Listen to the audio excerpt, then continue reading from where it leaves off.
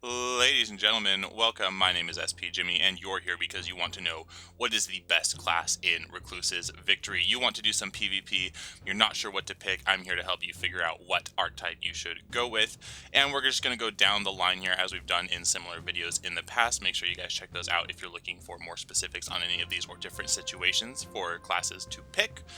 And yeah, so anyone who does Recluse's Victory will tell you, I'm sure, and you may have noticed if you've PvP'd at all in City of Heroes, or maybe you're coming back and you're new and you want to know what class to pick to get into it, it's Blaster. Blaster's the best in PvP. We're going to go down, there are some other viable options, but Blaster's the best, and we're just going to start with the strongest because that's kind of the one I want to talk about the most anyways. So, going down the primary power list here, we're only looking for the primary powers that offer a benefit in PvP.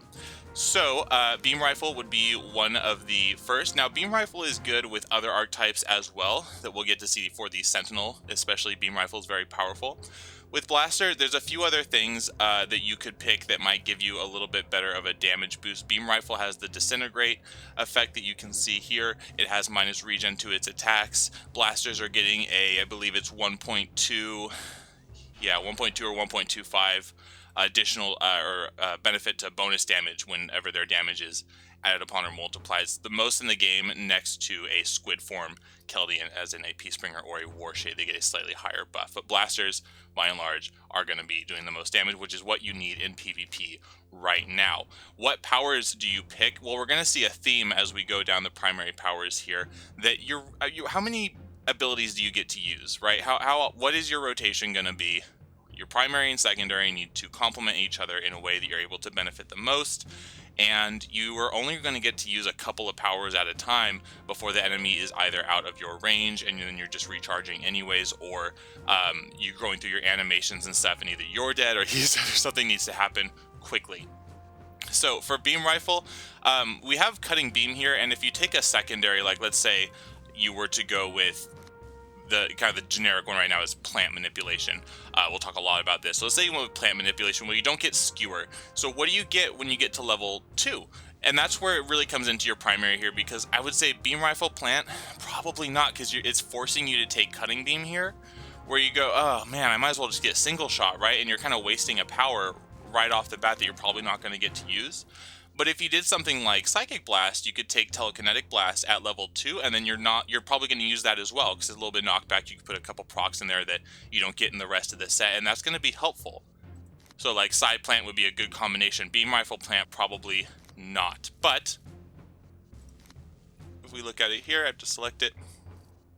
Secondary power sets for Beam Rifle. Devices is pretty cool right now. They made some changes to the Toxic Web, so it does damage now with your first ability there. Gun Drone, I think it gets like taunt in PvE now. There's weird things going on over here. It's a pretty cool power set. If you wanted to go, I was thinking about doing a beam. Devices would be pretty interesting.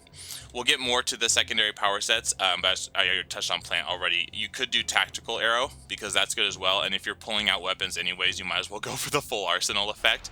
It's going to give you gymnastics here that a couple other of the secondaries have, and those are really helpful because it means maybe you don't have to get acrobatics and super jump, but most other classes are going to have to take that as a given. Maybe not tanks and stuff like that, but anyways, let's keep going. Dark Blast is good for PvP. Same thing, this could be better on other classes because it's giving you a -2 hit effect. Nice on Blasters, nice for 1v1. It's probably the best 1v1 primary that you could take. Just if you only were going to do 1v1s and you knew that's what was going to happen. It's going to mitigate some damage for you because they might miss a little bit more. But there's some other stronger effects that I think that you could get access to with a Blaster as well. After that, Electrical, probably for another class, we'll see that coming up. Fire Blast is nice because it has the highest damage potential of any of the primaries here, because it gives you that little damage over time burn effect afterwards. So you're going to want to make sure to keep that up. You probably don't take Rain of Fire. It's cool because you actually do get to take Fireball here.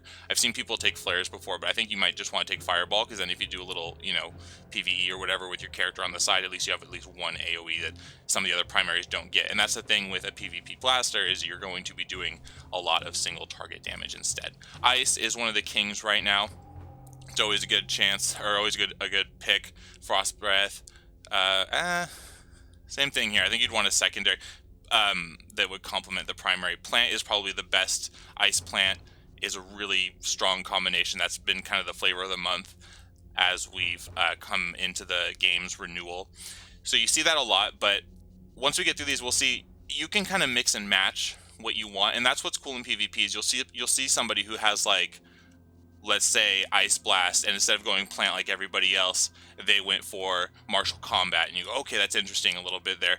They're able to get some of the damage buffs. They're able to get a little bit difference there, but they're doing so much damage, they might not even use many of these powers, as long as they have their, oh, look at that, they get the Inner Will as well, so that's going to be helpful in PvP. And that would be cool to see, and that's how you could add a little originality to your character. I don't think I've seen an Ice Marshal, now that I think about it. You could do, and for most of these, you don't take the tier 9 ability, because it's going to drain your endurance or it's not worth it. And you're probably not going to get to use it in your rotation anyway. You might use full auto here for the, or no, not assault rifle. You might use overcharge for the beam rifle. And that's about what I would recommend from the primaries. Now, looking over here at the secondaries devices, we know that that's going to be interesting. So they made some changes, so we might want to give that a try. If you've wanted to do devices, I used to have a devices back in the day, so I might want to try that one out pretty soon. I would say the next one that we see a lot of is Marshall. We talked about a little bit. I've seen people talk about ninja training. I've seen nobody use ninja training. Look at that. They get a hold, they get some placate, a little bit of heal there. I think that would be plenty strong. Doesn't get the inner will effect that the other ones get, it looks like. Plant manipulation. When you take your secondaries, you just go for Entangle, Strangler, Toxins, Wild Fortress, and that's usually it. I see a lot of people stop at Wild Fortress and not go for Spore Cloud because they don't need the debuff. Debuffs are weird, and when we talk about like controllers and stuff, we'll see why holds aren't necessarily that important, except for like the first 2 seconds or whatever. Tactical Arrow is a cool secondary. I'd like to see more people taking this. The Electrified Net Arrow does damage as well, and it's going to give that sweet minus jump effect that if the person didn't take super speed, they're going to be out of luck because you're just going to be able to womp on them, but nobody can jump out of that for a while. It's single target, so you don't get the AoE version of that the defenders and stuff would get. You get agility and you get gymnastics. I'd love to see more tactical arrows. And that's probably it for the blasters. Now, controllers, and we'll get to dominators later. Between the two, probably dominators are stronger right now. Controllers, really the only choice that you have is maybe mind control.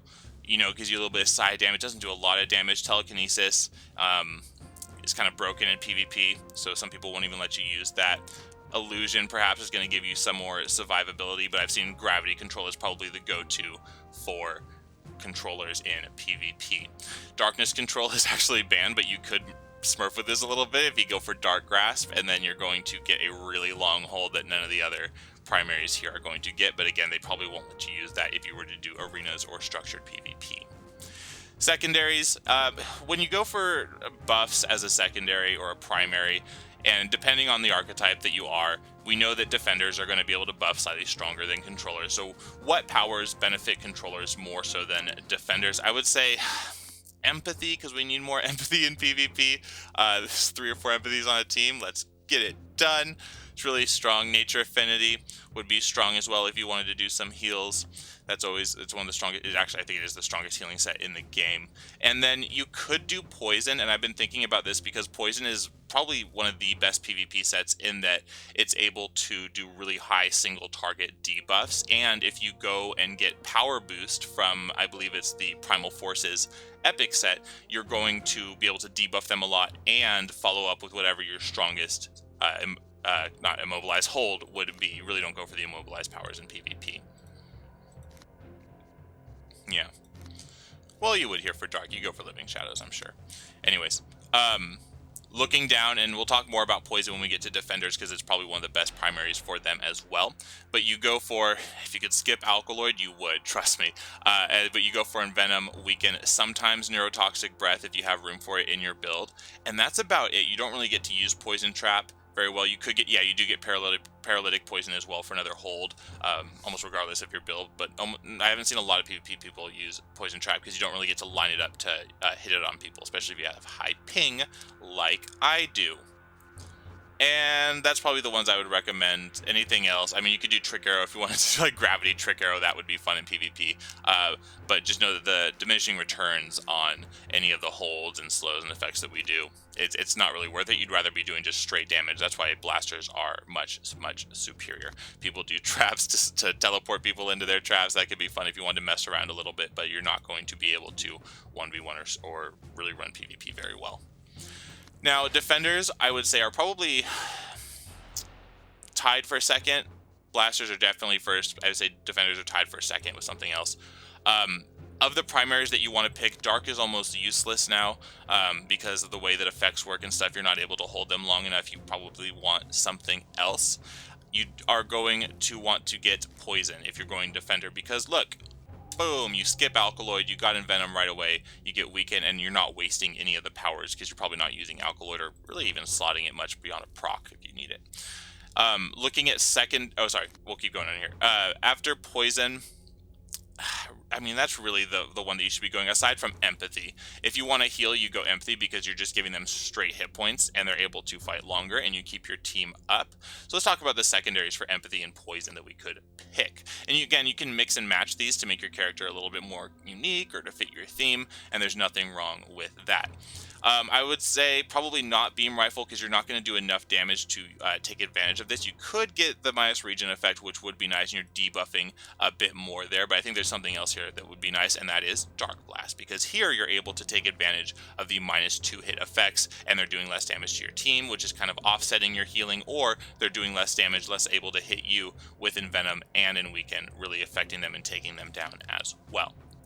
Other than that, you could do Electrical Blast if you wanted to take away their endurance, but it's really not worth it. I see people doing that, and that's cool if you have a primary like Thermal or perhaps Cold or something where you could take away a lot of their endurance at one time, but generally speaking, it's not worth it unless you're doing like big groups and you want to make somebody incapacitated that way.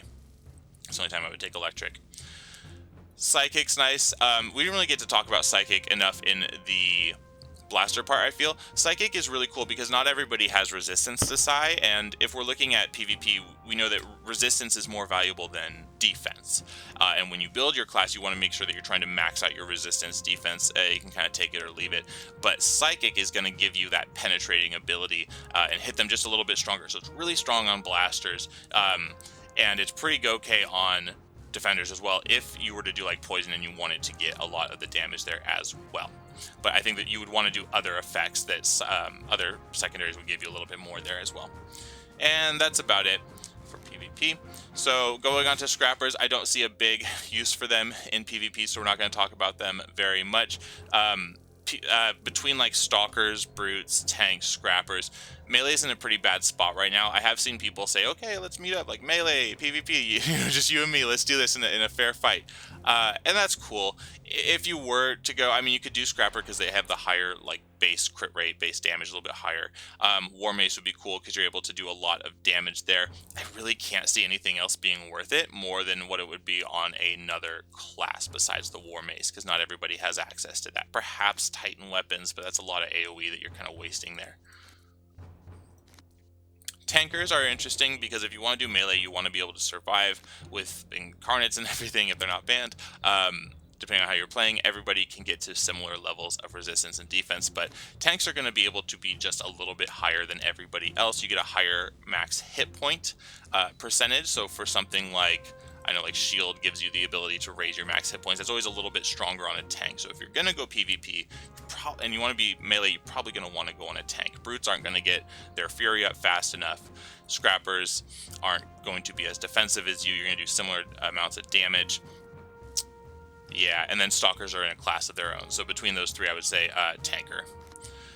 You're definitely going to want to take, as we'll just say the secondary first real quick, you need to take Super Strength. Because in a short environment, it does the most damage. You can get Rage, you can double stack Rage, and then you crash, but by that time you should be done with the match anyways, or close to it. So it shouldn't affect you too bad, and that's the highest damage potential of any of the secondaries for a tanker. For the primaries, you can mix and match. You can pick what you want. Bio armor is always strong. You don't have to do it on a tank. I think it's kind of a waste. Invulnerabilities, okay, you're always going to be strong. I guess Dull Pain, again, to raise your max hit points, which is nice, and you can easily get that permanent. And then going down, I would say, where's the other one? Some people do fire. I see a lot of people do fire. Even on brutes, they do fire because it's doing that extra damage to people who happen to be in your melee range. You got some sustain. If you're able to lock them down with burn, that's nice. I just don't see the need for tanks right now. I think, or melee in general. I mean, if you want to do PvP, just make a range. You're going to waste your time otherwise.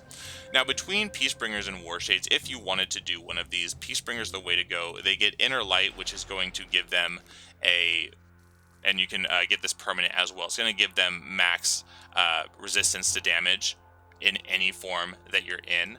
Something interesting about Peacebringers right now, even though it says, so like you can get like max resistance in Bright Nova, right? And then you're doing the highest damage multiplier, doing the most damage you can for a short amount of time. It says that only one of these works with Squid and one of them works with Tank. Turns out it's not true. Go ahead and set one of those to auto, the opposite. So like I think Bright Nova, what's the one that you can use? It's the Eye, right? Yeah, so you can use Glinting Eye in Bright Nova form. If you set Gleaming Bolt to auto, you could even set it to auto while you're in Bright Nova. I had macros to set it to auto, and you get both of them. Same for the Lobster form. For the tank form, you get both as well if you set the other one to auto. Not always the best thing to do, accidentally pulling mobs, but it is cool. Anyways, you build for single target. You probably don't get the heal for your friends. I don't even know if you want Photon Seekers half the time. They're so lame. I have a really high level, well, obviously 50, Peacebringer and Warshade. I've done a lot of stuff, and I want to make a video talking about them in more, but in PvP, they're not the best. Peacebringer could probably survive Warshade. You don't have the enemies around you to sustain yourself enough. I've seen people post Warshade PvP builds, but I'm just like, man, I don't think so. Unless you're doing some crazy combination I don't know about, maybe. Sentinel. You're going down. This is where Beam Rifle comes in, and probably the most common primary you see for Sentinels in PvP is Beam Rifle because it's that minus regen effect, and it's going to help you out depending on the secondary that you pick here as well. And you can kind of mix and match the secondary, but go Beam Rifle if you want to play a Sentinel with a primary power set of blasting and a secondary with resistance and armor, trying to get that max resistance that you can. You could do Dark, similar to the Blaster power sets. You could do Ice, you could do Fire, you could do Psychic, and you'd be fine. Good chance to use Beam Rifle if you wanted to. For the secondaries, Bio Armor is one of probably, if not the best secondary. Look at that. They don't even have all the AoE stuff, the body armor stuff that would do like DNA Siphon and all that. They just get better and better buffs for themselves. It's awesome. Other than Bio Armor, I've seen people try Electric Armor, but not on Sentinels. Energy Aura is always going to be a good choice for PvP. Some people say, take Overload, it's awesome, you can get it. Some people say, skip Overload. I think you take it in almost every situation. Regen is nice because it's giving you just that base hit points back, but there's so many other cool options that you could do now. I think Regen's kind of a waste, but hey, it's always going to be good. You're always going to be able to raise your max hit points and heal yourself in so many ways. Moment of Glory, you get that up, you're going to be fine. Other than that, I've seen people do Radiation Armor, so I don't want to say it's bad, but that's pretty okay on a Sentinel if you wanted to do like a Fallout theme or something like that. And then, oh, is that all of them? Yeah, that's all I want to talk about. And then going on, we talked about Brute a little bit. It's okay if you could do like Super Strength Fire, Super Strength something that we talked about for Tanker for a Brute if you wanted to, but I think you'd want to go with the Tanker because you want to just raise your health as much as you can. Now, for Stalkers, the primary power sets that you pick, and the main one that people pick right now is Psionic Melee, because the Greater Psi Blade is able to one-shot most people who are under like 1200 or, yeah, I think it's under 1200 health. You can just one-shot them. Well, you can't one-shot, but you follow up with a hit and they're dead anyways. You pair Psionic Melee most of the time with Energy Aura is what we see people doing. Electric Armor, I've seen people try. Bio Armor, I've seen people do that and it works out well, but look at that, you do get the AoEs here and it's kind of a waste, so you don't even take like these last 3 powers here. Kind of a waste. And Regen on a Stalker is probably okay, but I think there's other cool stuff that you could do, and it looks like Radiation Armor gets one of the AoEs, but look at that, nice big damage buff you get there. primary power sets besides Psionic melee. You could do street fighting maybe. If you know that you're going against somebody who has a bit higher health and you want to do a little more sustained, street fighting would be okay. Other than that, though, just do Psi. You could do Broadsword because you get the odd. Broadsword was designed not to be able to crit as often as a Stalker can crit with it every single time that you want it to, and when Assassin Strike procs and all that. So it's actually doing a lot more damage than it should be able to do. So that's also a good choice. But Psionic is definitely the best Psionic energy for Stalkers.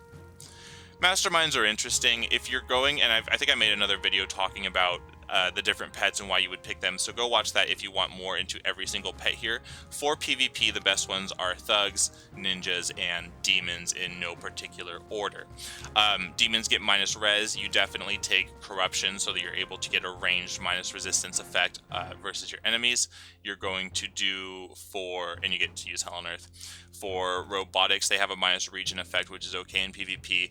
They get big damage from the assault bot and his single target rockets, but I think you could have more fun than robotics if you're doing PvP.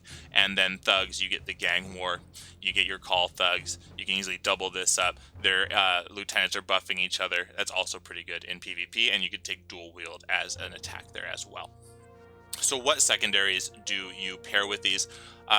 You're going to not dark, probably. I mean, you could to raise the defense of your team. I believe it is that Shadowfall gives plus defense. Yes. But you're not able to debuff your opponent as much as we were able to in the past. So probably not empathy, but I saw somebody do empathy and I was like, oh, that's funny. You don't really care about your pets. You're just trying to keep us alive. But I think there's a lot of healing you don't really need there on a mastermind. Rather, you want to be debuffing your enemy, especially in 1v1 situations. So poison on a mastermind is probably the best that you can pick, strictly for PvP. You're not really able to heal your minions. You do have to take Alkaloid, but it takes a lot of endurance, slow recharge, not really worth it. You're better just resummoning them if you have an instant summon macro. But again, you take Envenom, Weaken, maybe Neurotoxic Breath, Paralytic Trap, probably not Poison Trap. And that's going to be probably the most effective that you can be in a short amount of time with your mastermind in PvP. And that's definitely what I would recommend. You might do Trick Arrow, but you're not able to heal your pets and you don't benefit as much as you would from Poison, aside from the minus jump ability. But Poison, definitely. It's hard for me to play Poison on a mastermind. It really kind of bugs me that I can't heal my pets, but that's definitely what you would want to be rolling with these days. Watch the other masterminds video. I get into all of these, and that's a lot of fun. Love masterminds. Got a whole 1 through 9, more than that numpad to get them all doing emotes and all that fun stuff. Dominators. Now, between controllers and dominators, you probably want to go Dominator because you're able to lock them down a bit, right? And you could do darkness control like we talked about for controllers. You could do gravity probably. You could do mind is one of the strongest for dominators because you can follow up with damage that the controllers aren't really able to. Plants, I don't think so because you can't really take advantage of the carrion creepers.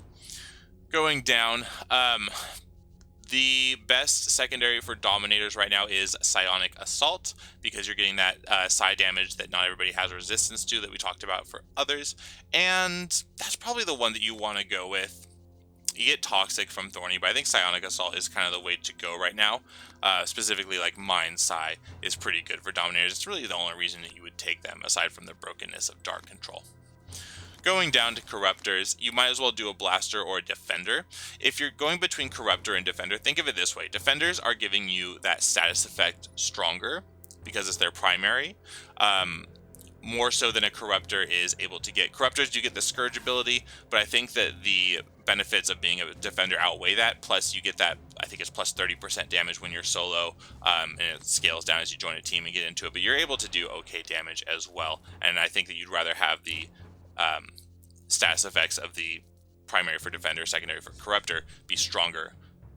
So you could mix and match, same as you would build for a Defender. I think it would be pretty much the same. Dark Poison, anything poison, right, that we talked about.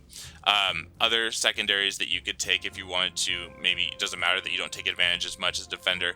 You could do Trick Arrow, I think, because you just want that minus jump and a couple other ones. And I just don't really see the need for it. I do see people play them, but I don't really see the need. Kinetics, I've heard transference can be useful in PvP. This would make you pretty good in PvP or PvE as well if you wanted to on a corruptor. You could do empathy, kind of a waste though. You'd just be, why not just do a defender? Going down, between Arachnus Widow and Arachnus Soldier, Arachnus Widow is definitely the way to go. You can do PvE, you can do PvP, you could do Fortunata, you could do Night Widow, and you're going to be able to buff your team. You add plus perception. I don't think it shows it here, but you add plus perception, yes, through your tactical training. So you're slotting that and buffing that up. You're kind of like the counter to Stalkers here. So if you know there's a lot of Stalkers in PvP, go ahead, go Arachnus Widow. Try something out there, and you could maybe do something a little bit different through the veteran archetypes. Of all the veteran archetypes, like Widow, Soldier, Peacebringer, Warshade, I would probably say Arachnus Widow is the way to go. Well, thank you guys for watching. My name is SP Jimmy, and if you enjoyed the video, please remember to hit that like or subscribe button, and check out my other videos if you want more in-depth analysis onto the classes of City of Heroes and how to pick them. Thank you for watching.